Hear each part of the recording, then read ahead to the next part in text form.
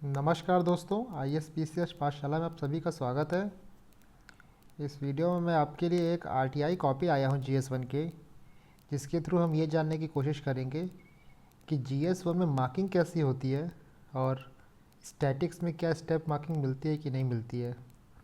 बहुत से बच्चों ने ये पूछा है कि क्या स्टैटिक में अगर से मेरा फाइनल आंसर करेक्ट नहीं आया तो क्या मुझे स्टेप मार्किंग मिलेगी कि नहीं।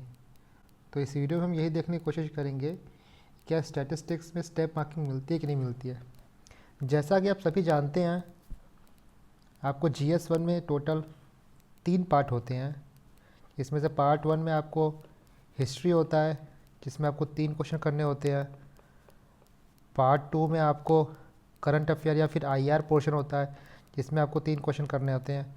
और पार्ट 3 हमारा जो होता है वो स्टैटिस्टिक्स होता है, जिसमें आपको 2 क्वेश्चन करने होते हैं। तो आपको टोटल मार्क्स जो हैं 300 में से आपको प्रोवाइड किए जाते हैं।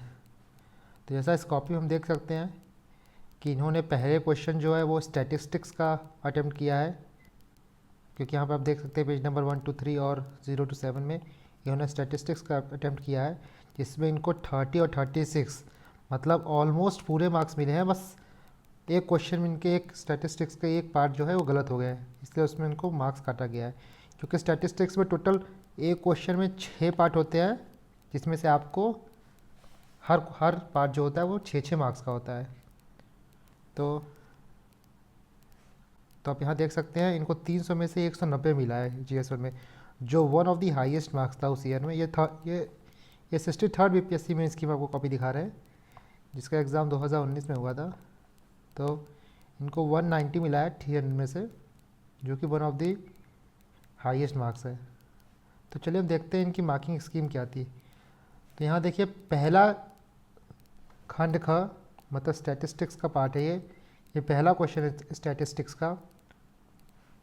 तो आपको ये ध्यान रखना है कि आपको हर क्वेश्चन में ऐसे टेबल ज़रूर बनाने हैं। इससे क्या होता है कि आपका कैलकुलेशन जो है काफ़ी इजी हो जाता है, आपको बड़ा पेपर देखना नहीं पड़ता, और साथ ही ये प्रेजेंटेशन में काफ़ी हेल्प करता है। आपको ये ध्यान रखना है कि आपको ये टेबल ज़रूर बनाने हैं। फर्स्ट पॉइंट आप ये नोट डाउन कर लीजिए। दूसरा पार्ट, आपको पूरी चीज़ लिखनी है। जैसे यहाँ पे देखिए पूरी ये इन्होंने लिखा है, उसके बाद ये लिखा, इन्होंने ये लिखा, उसके बाद ये लिखा। आपको कैलकुलेशन हर चीज़ का नहीं करनी। जैसे कि आप यहाँ देख सकते हैं इन्होंने ऐसे नहीं कि 0 0 काट के और फिर 0 0 काट के, आप डायरेक्ट भी इसके बाद डायरेक्ट कैलकुलेटर से सॉल्व करके ये आंसर ला सकते हैं। उतना कोई इशू नहीं है कि आपको हर स्टेप दिखा रहा है, बट आपको शो करना है, अपना कैलकुलेशन को शो करना है कि आपने क्या करके क्या लाया है। इसमें देख सकते हैं इनको पूरे मार्क्स मिले हैं, 6 के 6 मार्क्स मिले हैं पूरे। आप क्या कर सकते हैं, अपने आंसर्स को ना आप एक बॉक्स में रख सकते हैं, जिससे वो विजिबल हो जाए एग्जामिनर को कि आपका आंसर यही आया है। दूसरा क्वेश्चन है खंड ख सॉरी, ये पार्ट 2 है। इसमें आप देख सकते हैं कि इन्होंने हर चीज़ लिखा है, ठीक है, डायरेक्ट आंसर ला के यहाँ पे लिखा है। इसमें उनको पूरे 6 के 6 मार्क्स मिले हैं। ये ग है, तीसरा क्वेश्चन है। इसमें भी आप देख सकते हैं डायरेक्ट आप कैलकुलेटर से कैलकुलेट करिए और डायरेक्ट आंसर लाइए। कोई झमेला नहीं है कि आप ये काटिए, डायरेक्ट आप कैलकुलेटर से कैलकुलेट करके डायरेक्ट आंसर लाइए और फाइनली आप आंसर अपना लिख सकते हैं यहाँ से। आपको ये स्पेसिफाई करना पड़ेगा कि आंसर क्या है, और आप कोशिश करिए ना कि जब क्वेश्चन पूछता है तो आप आंसर उसी के अकॉर्डिंग लिखें। फॉर एग्जांपल जैसे इन्होंने लिखा है पुरुष महिला का अधिकतम अनुपात 2011 में रहा है 10:3, तो इन्होंने ये आंसर लिखा है पूरा, तो आप ऐसे आंसर पूरा लिखने की कोशिश करिए।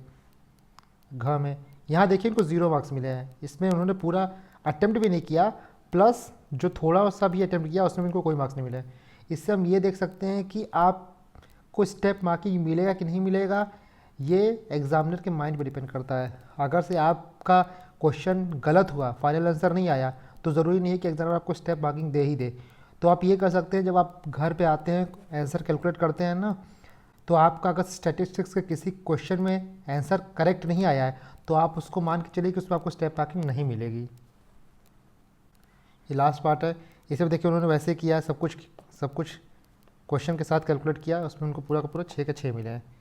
और ये लास्ट पार्ट है, इससे उनको पूरा 6 के 6 मिले हैं। कोई इशू नहीं है, आप सीधे लिखिए उसको, उसकी वैल्यू लिखिए, सीधे लिखिए उसकी वैल्यू लिखिए, उसको कैलकुलेट करिए और डायरेक्ट आंसर लिखिए। कोई इशू नहीं है कि आपको हर चीज़ करने हैं, बट आपको हर स्टेप दिखाना है। You have to show each and every step. तो उसके बाद हम देखते हैं दूसरा क्वेश्चन इनका। इसमें इनको देखिए इन्होंने पहले बार की पिछले क्वेश्चन की तरह इसमें टेबल बनाया है।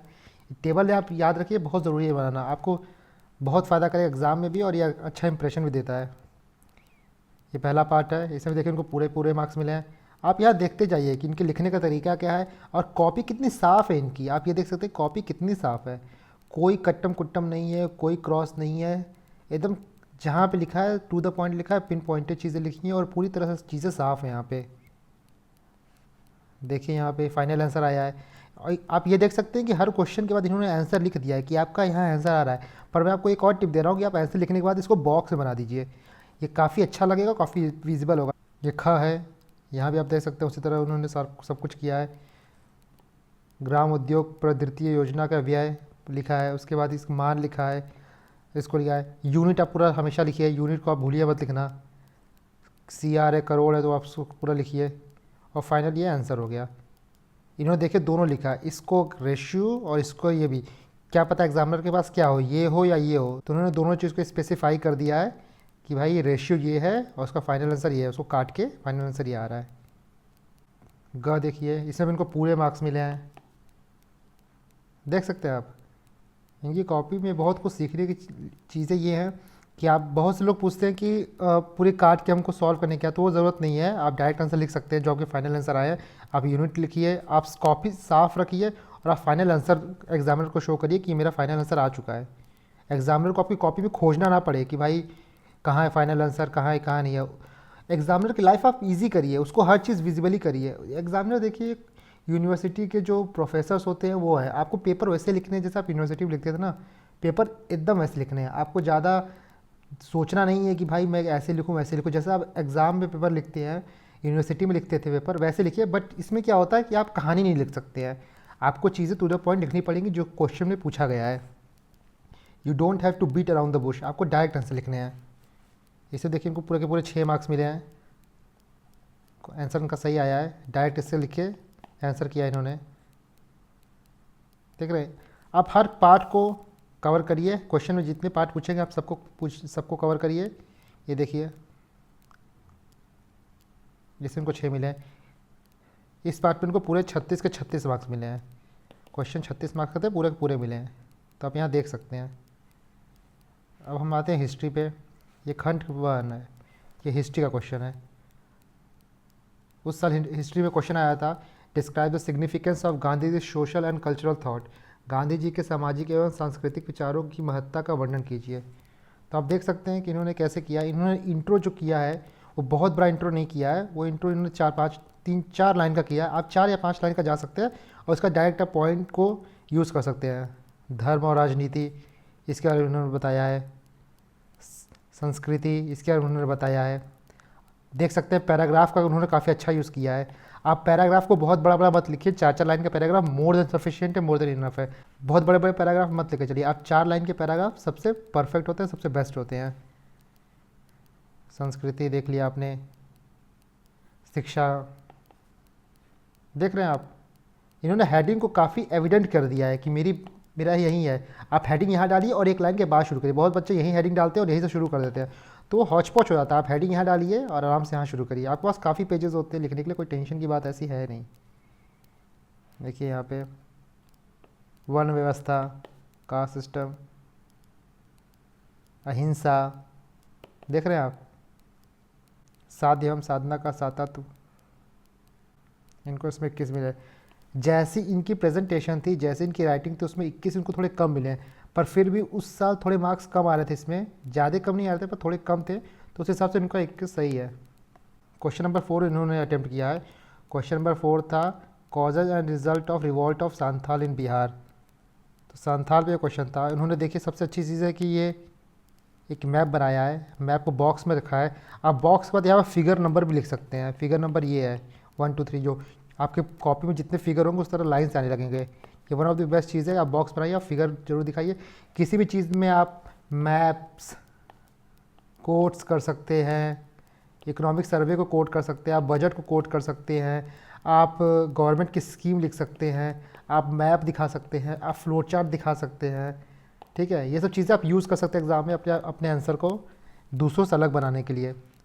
और कोशिश करिए आप आंसर को पॉइंट वाइज लिखिए। देखिए ऐसे में आप क्या कहते हैं, पैराग्राफ ज़्यादा यूज़ कर सकते हैं, बट जीएस के क्वेश्चन में आप चीज़ों को पॉइंट वाइज लिखिए, या फिर आप पॉइंट वाइज प्लस पैराग्राफ आप मिक्स करके लिखिए चीज़ों को, तो काफ़ी अच्छा रहता है।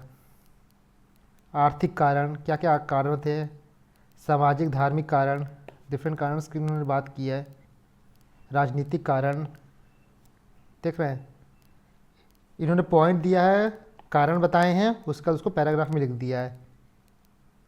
अन्य कारण, मिसलिनियस, तत्कालीन कारण। इसके बाद उन्होंने सेकंड पार्ट को डिस्कस किया है कि रिजल्ट क्या थे। उन्होंने पहले कॉजेज बताए हैं, अब रिजल्ट बताया, और रिजल्ट में भी उन्होंने पॉइंट वाइज चीज़ों को डिस्क्राइब किया है। देख सकते हैं उनको पहले पार्ट के लिए 11 मार्क्स मिले हैं, दूसरे पार्ट के लिए 12 मार्क्स मिले हैं, और टोटल 23 मार्क्स मिले हैं। इससे आप ये जान सकते हैं कि हर पार्ट के मार्क्स होते हैं, हर पार्ट के मार्क्स होते हैं। इसीलिए आपको ईच एंड एवरी पार्ट को डिस्कस करना है, हर पार्ट को बराबर समय देना है, हर पार्ट को बराबर टाइम देना है, और क्वेश्चन के हिसाब से, जैसे causes and result of Champaran Satyagraha, तो इसमें कॉजेज भी इंपॉर्टेंट है और रिजल्ट भी इंपॉर्टेंट है, तो आपको दोनों पार्ट को बराबर महत्ता देनी है। इन्होंने ये 6th क्वेश्चन अटेम्प्ट किया है। 6th क्वेश्चन क्या थे, पटना कलाम पेंटिंग स्टाइल पे थे, तो उस पर बताया है उसकी मुख्य विशेषता क्या है। स्टार्टिंग में उन्होंने कुछ इंट्रो दिया है पटना कलाम के बारे में, और उसके बाद उन्होंने यहाँ पे मुख्य विशेषता बताई है उसकी। 1 2 3 4 5 6 7 8 पॉइंट्स टोटल लिखे हुए उसकी। देखिए ये थोड़ा पॉइंट ज़्यादा लिख सकते थे, और प्लस यहाँ पे मुझे लगा कि इन्होंने बहुत एब्रप्टली ख़त्म कर दिया, इसको थोड़ा और स्मूथ वे में चीज़ें ख़त्म कर सकते थे यहाँ पे। और इनकी इंट्रो जो थी वो थोड़ी ज़्यादा बड़ी थी। इंट्रो आप देखेंगे बाकी क्वेश्चन थोड़ी बड़ी है, आप इंट्रो को थोड़ा शॉर्ट में लिखिए। इंट्रो बहुत ज़्यादा बड़ा लिखने की ज़रूरत नहीं है, इंट्रो आप 4 से 5 लाइन का लिखिए, इंट्रो शॉर्ट लिखिए, उसके बाद आप मेन बॉडी में आ जाइए, और उसके बाद आप कंक्लूड कर दीजिए अपने आंसर्स को। यहाँ पे ये डायग्राम भी यूज़ कर सकते थे, अगर से होता छोटा सा कोई डायग्राम ये यूज़ कर सकते थे तो अच्छा रहता। इसमें को 20 मार्क्स मिले हैं। खंड 2, दूसरा खंड की बात यहाँ हो रही है। इन्होंने क्वेश्चन नंबर 10 यूज़ किया। क्वेश्चन नंबर 10 एनआरसी पे था, शायद एनआरसी डिस्प्यूट पे था, तो उस पर इन्होंने पहले एनआरसी के बारे में बताया है। एनआरसी अर्थात नेशनल रजिस्टर ऑफ सिटीज़न, यह वह सूची है जिसमें किसी राष्ट्र के सदस्य स्थायी निवासी का नाम दर्ज होता है। इन्होंने एनआरसी की डेफिनेशन किया। आप ये कर सकते हैं, जैसे आपको मैंने बताया था अपने एस्से के भी लेक्चर में, कि आप स्टार्टिंग जो है वो किसी वर्ड को डिस्क्राइब करने से लिख सकते हैं। तो यहाँ पे एनआरसी जो है वो एविडेंट नहीं था, तो यहाँ पे एनआरसी को इन्होंने यूज़ किया है। एनआरसी क्या है, एनआरसी के बारे में उन्होंने बताया है, उसके बारे में उन्होंने 5 लाइन लिखे हैं। आपका इंट्रो इतना ही बड़ा होना चाहिए।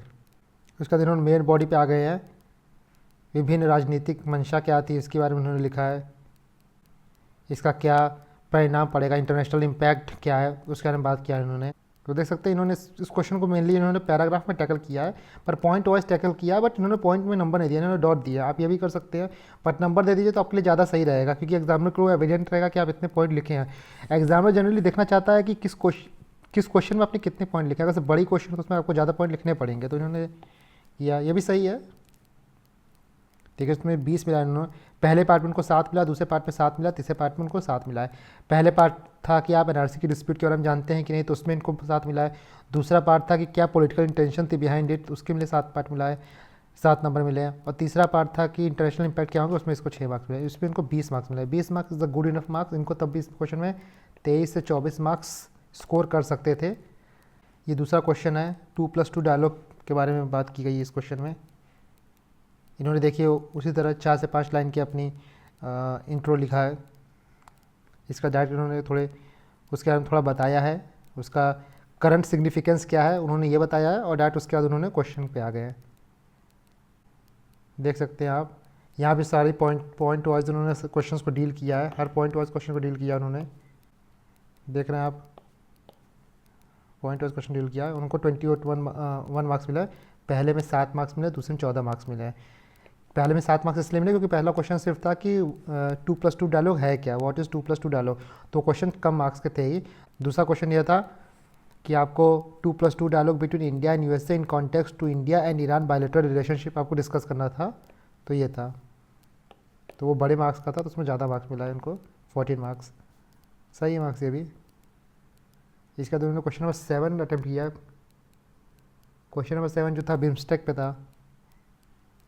ये बिम्स्टेक के बारे में है कि बिम्स्टेक ऑर्गेनाइजेशन क्या है। तो बिम्स्टेक ऑर्गेनाइजेशन जो इसमें भी आप पिछली बार की था, जैसे उसमें पूछा 2+2 डायलॉग क्या है ना, तो इसमें पूछा है कि बिम्स्टेक ऑर्गेनाइजेशन क्या है। तो इसमें भी 7 से 8 आप मार्क्स कवर कर सकते हैं इस क्वेश्चन में। पहले पार्ट में आपको मिल सकता है अगर आप अच्छे लिखेंगे तो। उसका यहाँ से उन्होंने दूसरे पार्ट को अटेम्प्ट करना शुरू कर दिया है, देख सकते हैं। इसमें उनको 19 मार्क्स मिला है। तो आप इस पेपर में देख सकते हैं कि इस पेपर से हमें कुछ कुछ सीखें मिल रही हैं। कुछ सीख हम लोग इस पेपर में क्या मिल रही हैं। इस पेपर में ये मिल रहा है कि आपको इंट्रो जो है वो 4 से 5 लाइन पे आप इंट्रो लिखिए अपनी, कोई टेंशन नहीं है। चीज़ों को पॉइंट वाइज लिखिए आप, पैराग्राफ प्लस पॉइंट वाइज को आप मिक्सचर लिख सकते हैं। तीसरा ये है कि स्टैटिस्टिक्स में अगर आपका फाइनल आंसर नहीं आएगा तो आपको स्टेप मार्किंग शायद ना मिले, या आप मान के चलिए कि अगर आपका फाइनल आंसर नहीं आ रहा है स्टैटिस्टिक्स में तो आपको मार्क्स ना दे। चौथा पॉइंट ये है कि आपको हिस्ट्री क्वेश्चन में ये देखने हैं कि अगर आप कहीं डायग्राम बना सकते हैं, या इवन किसी भी क्वेश्चन में आप डायग्राम बना सकते हैं, फ्लो चार्ट बना सकते हैं, आपको डेटा कहीं कोड कर सकते हैं। तो आप अगर ये सब चीज़ें अपने क्वेश्चन में करेंगे तो आपको मार्क्स ज़्यादा मिलने की संभावना है। आपको अपने क्वेश्चन को 3 पार्ट में डिवाइड करने हैं। आपको इंट्रो लिखना है, आपको बॉडी लिखना है और आपको कंक्लूजन लिखना है।